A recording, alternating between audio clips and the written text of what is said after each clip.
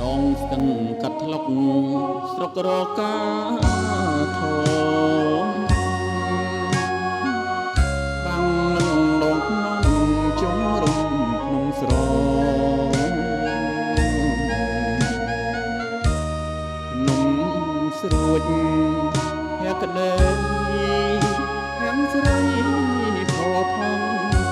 លៀងមូលក្រឡំដូចវងចានត្រៀអាសូរឃុំផងអានងលួងចិត្តលៀតម្ចាំងជីវិតតែងដងសង្សារនំកោ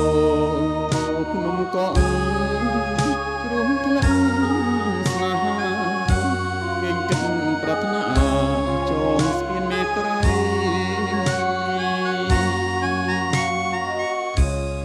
អោ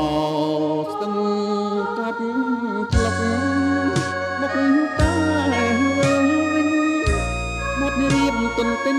តែឈ្មោះស្រស់ស្រី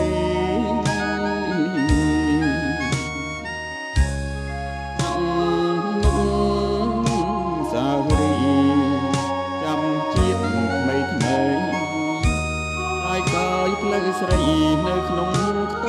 មស្រែរនងចោចាប់ថ្ងៃទៀបបាំងភ្នោស្រុករ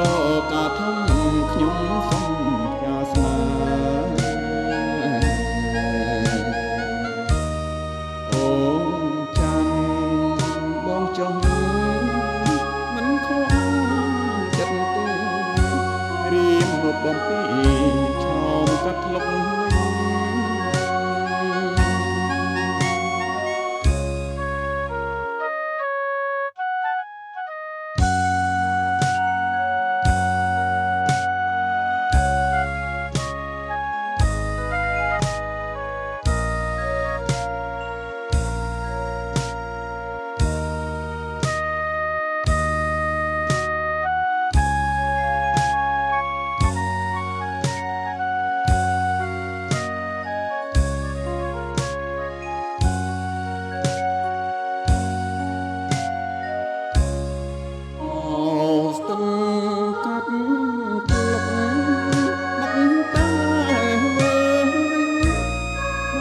ទុនទិញតែឈ្មោះស្រងស្រីអង្គនុកសារី